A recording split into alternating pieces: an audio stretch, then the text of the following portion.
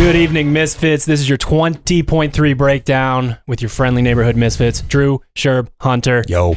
Here dishing out strategy, movement efficiency, and you guessed it, a no bullshit approach to 20.3.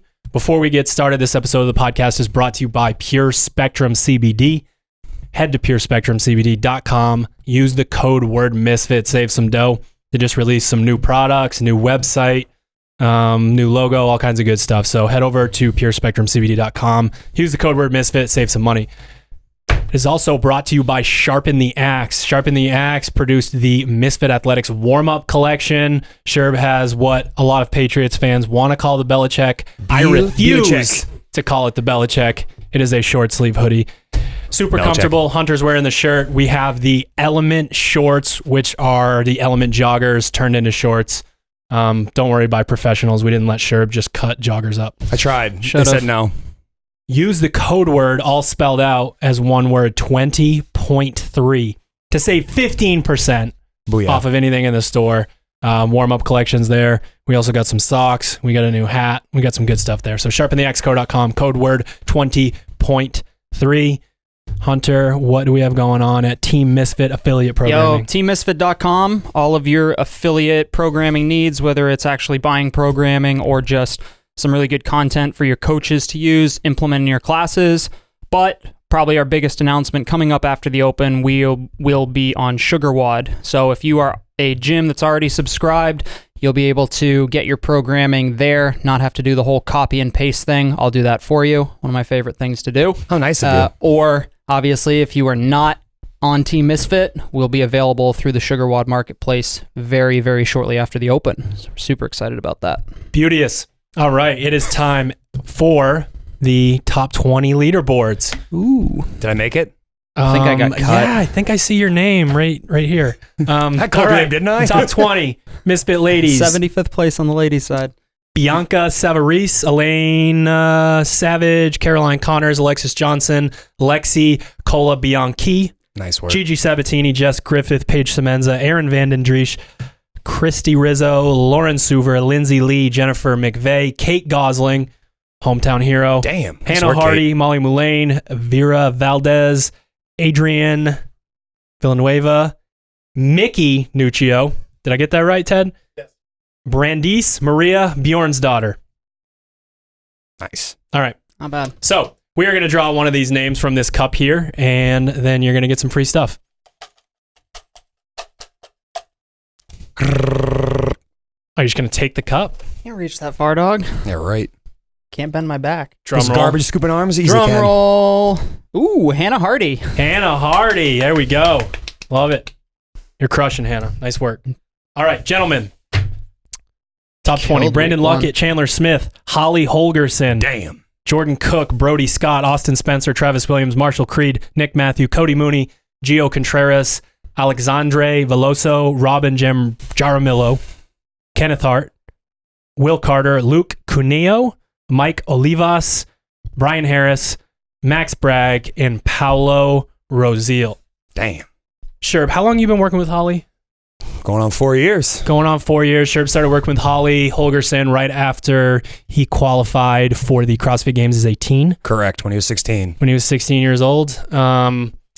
Dude has put a lot of freaking work in. Sure has. Like, we talk a lot about stay the course. We talk a lot about, like, this is going to take some time, but if you're willing to put in the work, we'll help you get there. And it's just nice to see that he has used that Icelandic spirit that we need a little bit more of in the United States and put his head down and he's gotten so some shit stoic done. About that. He literally knew going into this 4 years ago, like, hey, we're not going to get there CrossFit teens as a teenager at 16 and next year turn around and be a games athlete. Right. Like, he knew there was a long path, and you know, there's something to be said about just Seriously. going to work every single day, showing up with your hard hat and lunch pail. It's almost like just working hard does the trick. Does wonders, don't it? Weird.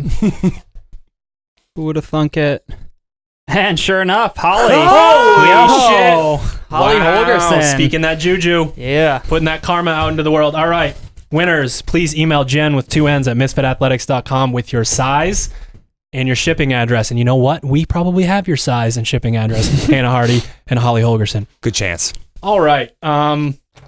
Before we get started on the 20.3, we will address what just happened in Sherb v. Hunter.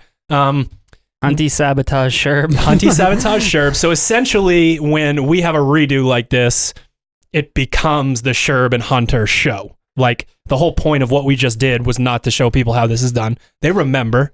I guarantee they remember. Yes. This was not a favorite workout of a lot of people. So we had some people counting, but, anyways, if you go to our Instagram and look at the story, I think Ted's going to try to pull it up on the screen right now. It was about 3 inches high. Sherb's line. He couldn't even kick up into a handstand. He didn't get no rep once. I don't understand. 2 years ago. You kicked up though, and when I said, like, when we were testing, you were like an inch and a half his over. His spine hadn't been decompressed. Yeah, my bad. By the deadlift. I should have accounted for that. We would Coefficient of never, spine. in all seriousness, we would never allow something like that to take place in our facility. Sherb probably had all good reps. In fact, he probably would have gotten the Diane portion done faster. But without knowing that, we can't allow his score to go up. So Monday, winner, you get to do this all over again. Hunter, your sabotage worked because technically now we don't even know who won this workout. Yep. Yeah. So and even if I perfect. caught him on that last handstand walk, it wouldn't have mattered. All right, so we're going to get into this workout. I think what's really important about the information that we need to deliver to the people listening is how to do the movements more than anything. Agreed. Yeah, for sure. Movement efficiency in this workout is so huge. The only way to fuck this workout up is to do Diane too fast. Agreed. There isn't really another way. I mean, obviously, if you don't hit the handstand push-up standard or whatever, but we're going to get into that.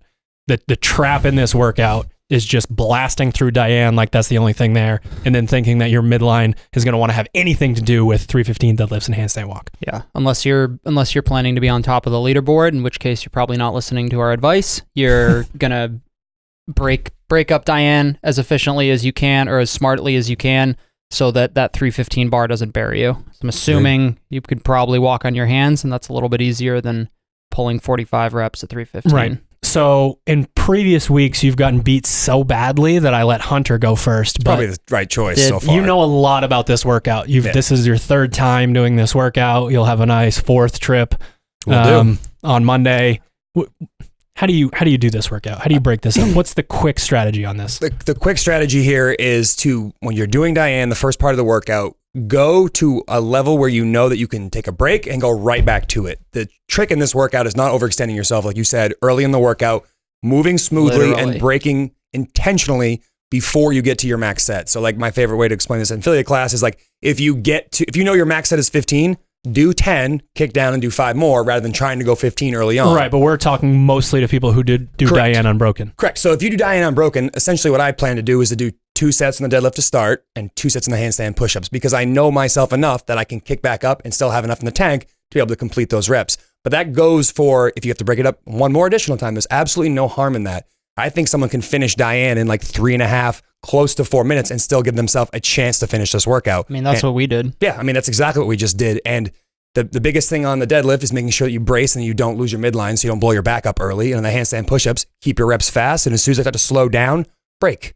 Like we've talked about this so many times, and you hear us preach about this over and over again. Whenever you see handstand push-ups on the blog, like keep your sets small, keep your sets fast. Don't go overextend yourself, because the upper body, as we've talked about many a time, is all fast twitch. And as soon as you burn it out, it ain't coming back. And better believe if you burn yourself out in handstand push-ups, you ain't going to have handstand walks after. So it pays to be smart early on and not overextend yourself. Can you go too slow? Can you be the type of athlete that does 21-15-9 unbroken and then baby Diane so much that it affects the rest of your workout? I just think time retention is too great. You couldn't go slow enough without that time retention really eating up into your, like, I could say your battery at the end, your battery pack at the end. But I mean, could you break it up too much?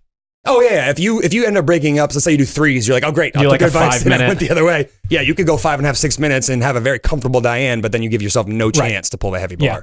So I just don't want to confuse anyone. Like we're saying 14-7 right immediately after that sort of thing. Yeah, but when your Diane time is 2.5 minutes, right, and then you add 1 minute, you're adding 50% of that workout time. So it's pretty substantial, and you're still going quick, but you're.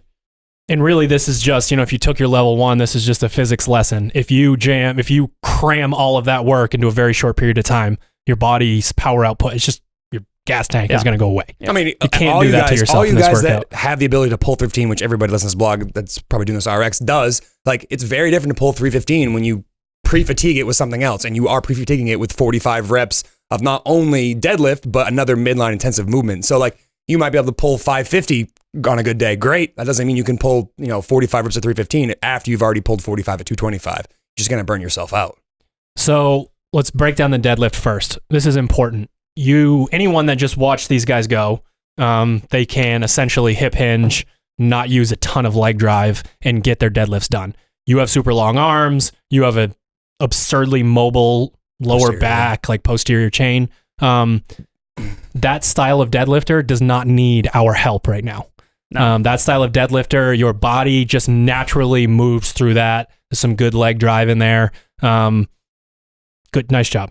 Congrats. Let's talk to the people that we need extra leg drive. We need the butt to drop a little bit more as you're passing the knee. As you're on your way down, that butt needs to drop a little bit more. And it's hard to make yourself do that. But your 315 deadlifts will die otherwise. You're going to be in really deep shit. You talk about this person with the less than advantageous proportions on their body. They don't drop their hips. That bar's going out and around their knee. You're creating a greater period of leverage over their lower back, and now your lower back is blowing up. So we've had these tips before, but when you set yourself up, get the head of your shoulder right over your wrist so that bar comes straight off the floor and now out and around your knee, like it would be if you try to set up like Hunter or I did. Like you're just going to put yourself in a bad position where that bar is swinging out around your knee. Yeah, you need a judge and a coach that are with you that's saying butt down, that are butt not down, the same butt person. down, butt down. Correct. Yeah, exactly. Butt down over and over and over, because you might survive. I mean, me personally, there is not a worse movement, a worse position for me to be in. I used to blast through Diane and then pay for it for like a month. So you can do that, but if you think that I would have walked over to a set of 21 315 after that, there's your immediate feedback. Yeah. Your feedback arrives like a fucking kick to the face immediately right after you do your 9 handstand push-ups. Yeah. So if you do not use your legs in your deadlift, there's going to be issues. But I will say that that's kind of going from the floor. Once you get to the top of the deadlift, don't bend your knees first, for the love of God. May not seem super obvious, but you need to get your butt out of the way so that you are loading your posterior chain, which is, again, we're talking to the people who aren't as strong in that, and then wait till the bar passes your knees to drop your butt a little bit, because otherwise you're in the same problem you were off the floor, just ruining your back. The last piece here is our people that still have not grasp the difference between a powerlifting deadlift and a clean deadlift. We're going to get people that there are a lot of people that set up for a deadlift. They push their knees out, their feet are too wide apart. That's when your leg drive it'll come back to bite you. Yeah. So you can try to drive through your legs as much as possible, but you're actually squatting 225 45 times and then trying to squat 315. It's not going to work all that well. So there's a lot of resources out there. We have a bunch on our YouTube channel. It's getting your feet close together and really driving through your legs, more in that kind of straight up and down situation, as opposed to driving your knees out, or for, hopefully someone doesn't have a wide stance, but we do see it. Yeah, we do. Yeah, I mean, the only thing I'd add to this entire thing is that tension's important throughout those reps. Those 225 deadlifts, for a lot of you, are not a big deal. But if you get lazy in those and you don't brace your midline through the time, your back's going to light up and you're not going to have any power. So regardless if your legs are fresh when you get to 315, if you don't take care of your midline early on, you're in trouble. So I could definitely start to feel that towards the end of the 225. I was getting a little bit lazy. I could feel my back start to get tight. And then by the end of the workout, it was tight, but that's just because I got a little bit lazy at 225. You need to brace 225 as if you were pulling 315 and start the workout. Yeah, and it's kind of like last week in the sense that you don't need to, whatever sets of deadlifts you decide to do, that set doesn't need to be lightning fast. It just needs to be smooth and consistent so that you aren't blowing up. And then, unlike last week, rest needs to be very short so that you can get that first portion done. Right. I don't want to sit here and just scare people the whole time. Yeah. We'll move on to handstand push-ups in a second. But if you don't use your legs and you don't have that mobility that you guys have, you might not be able to redo this workout. I mean, remember that with Max a couple years ago. That was the case. I mean, people get to that 315 bar and it makes it sometimes not even off the ground. And they wince in pain and drop down to their knees. People have been in that position before. It's not very much fun. So do it right the first time. That's a really important thing to get into. Yeah. So handstand push-ups. Luckily, we've been teaching these this way. We've been waiting for this standard for 8 years. We, again, a lot of Misfit Athletic stuff on our YouTube channel. You can check it out. We'll make sure to shoot some videos for you guys tomorrow morning to make sure that you're ready. But just this idea of getting as close to the wall as you possibly can. And if you're going to get as close to the wall as you possibly can, we're going to need that feet together, knees out position so that the torso doesn't kind of roll off the wall.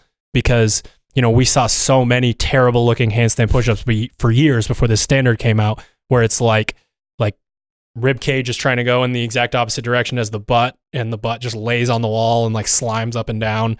It's not a good it's not a good looking movement. I mean, CrossFitters are fairly sweaty. Slimy. I've seen it. So he's talking about me. Like a windshield wiper. So again, we have to be able to figure out how close can we get to the wall without every time I kick up, I come off the wall. Right. So that's sort of your standard there. And when you're practicing this, luckily you can take it step by step. You can go down into that tripod position, make sure your head's behind your hands, make sure your tailbone is resting on the wall. And then where we find out how low our knees can go is when we come down and we feel our pelvis start to turn off the wall. If you feel that butt wink happening, what's going to happen is you're going to shoot your hips out and do the banana up off the wall.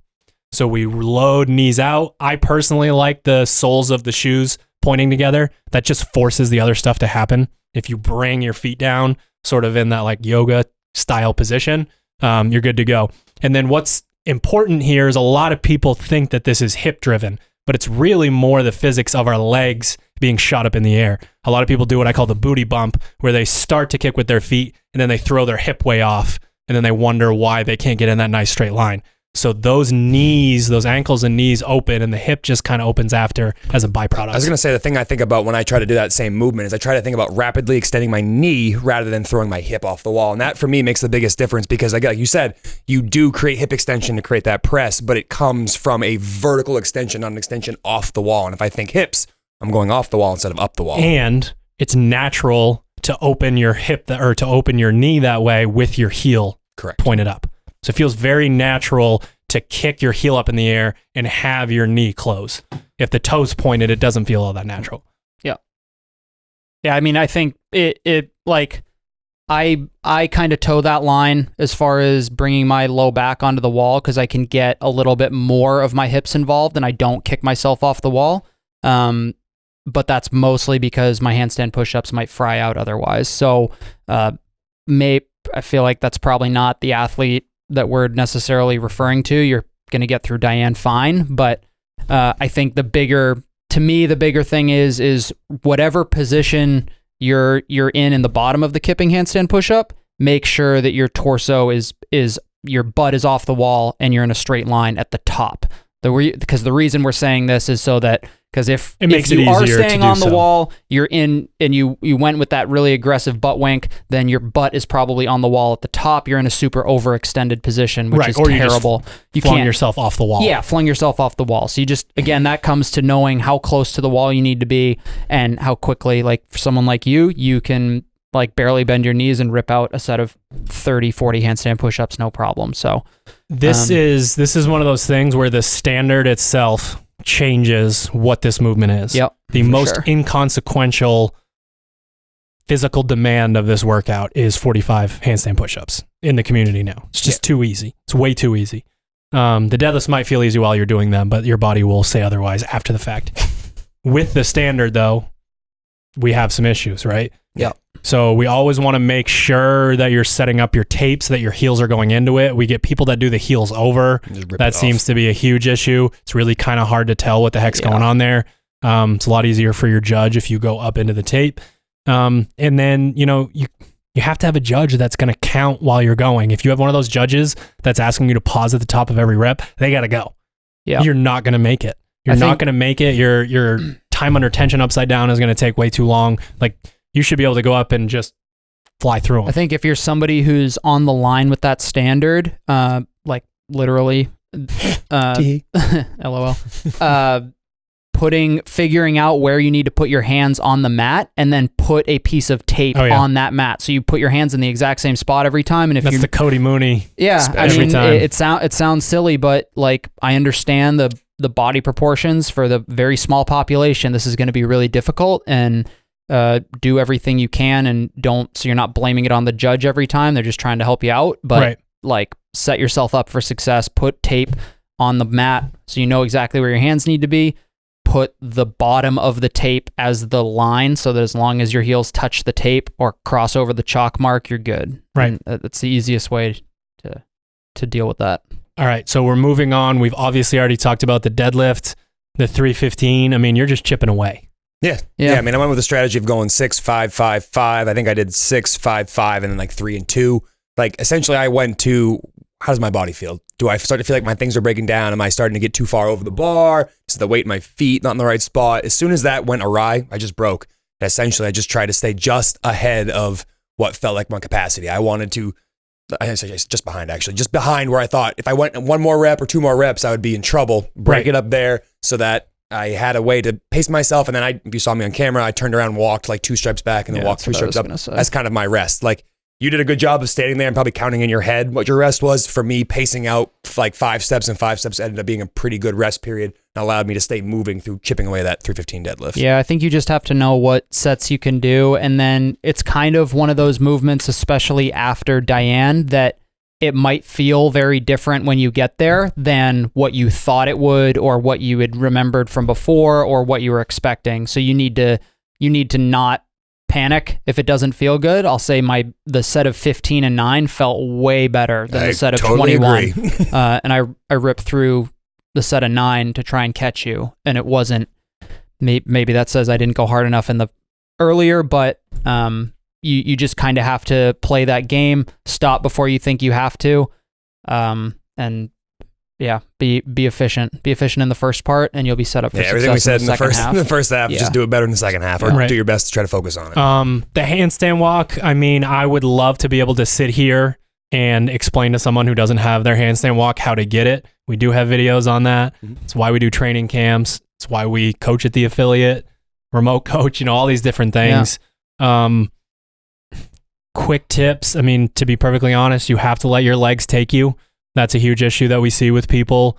Start to do that wheelbarrow run with their hands before their legs take them. And then you see some really good athletes keep their head down just a little bit more. There are some people that are trying so hard to crank their neck back and get into a position where they can really see way out ahead. I'm not saying you need to be one of those people that like gymnast style puts their head between and just hopes they know where they're going. Yeah. But there's a happy medium in there. And if you have issues with your thoracic spine, your overhead mobility, just cranking your chin down just a little bit more can help. So the only thing I'm going to add to that is that's something I've been actually actively trying to do is to keep my head more neutral when I handstand walk. And I think the biggest thing I would say is that if you can figure out the like kind of crawl but not fall over type of deal, if you can think about trying to keep a straight line between your shoulder and your like hip or your knee, even better. That's a straight line. It doesn't matter if your knees bend a little bit, if your head arcs slightly. It's really like shoulder to knee. Like, is that a nice straight line? Is that stacked? Because if that is, your back's going to stay where you need it to be. If you start to get really arched and scorpion it, that's when overextension happens. That's where you're asking someone to go from a static position to a dynamic position, walking on their hands where their back's going to blow up. So, while you're practicing and warming up, really focus on that like area from your shoulder to your knee is that as straight a line as you can get it, because that's going to allow you to stay moving as you get fatigued out later in the workout. Yep. So we have rowing and dumbbell push press in the primer. We recommend, as usual, really starting to kind of send it a little bit towards the middle and the end of the primer. Exaggerate that posterior chain involvement in the row. You got a 500-meter row to begin. Really keep those heels down. Maybe even reach a little bit more than you normally would. Really try to warm that area up. RDLs with a kettlebell swings. There's a bunch of different ways to do it, but let your posterior chain know what you're about to do. That is really important. And then just work up to some heavy deadlifts. Anything in the 335 to 365 range. Pull it for just a little bit heavier than that second bar. Yeah, just a little bit heavier, and you'll be good to go. This is a frustrating workout for a lot of people, but I guess the biggest thing that I'm saying here is do it right the first time, do it safe the first time, so that you actually have an opportunity to try it again. Because this workout can derail your. And then I would say definitely do yourself a service and do that flush after the workout. Mobilize your hip capsules. Cool down is a big deal. A reverse hyper if you have one. I think that's the most Thought magical. the thing was a coffee table. Yeah, oh yeah, it's our favorite coffee table in the gym, except when I get angry. But just Clearing just take care of yourself after the workout. Don't come and sit in a podcast for 30 minutes. Walk around and take care of those tissues so that if you need to, which if you're trying to go to the CrossFit Games, you need to do it again. True. Yeah, the only thing I was going to add to what you just said is that if you do give yourself the opportunity to do it again, like you have no idea how breaking up maybe one extra time or taking a slightly different break in the middle of that workout, how that could affect your score. It could give you 15 seconds at the end where maybe you were, 25 feet short of finishing this, or maybe you're trying to go to the CrossFit Games and you need to get an 8:30 versus an 8:45. Like you never know how little things like that, breaking up a little bit different, can make a difference. So you do it once, take care of yourself so you can do it again if you're not happy. Absolutely. Yep. All right, that was your 20.3 breakdown. Thanks again to our show sponsors, PureSpectrumCBD.com. Use the code word Misfit. SharpenTheAxeCo.com. Use the code word 20.3, all spelled out, one word. We'll see you next week. Peace. Later.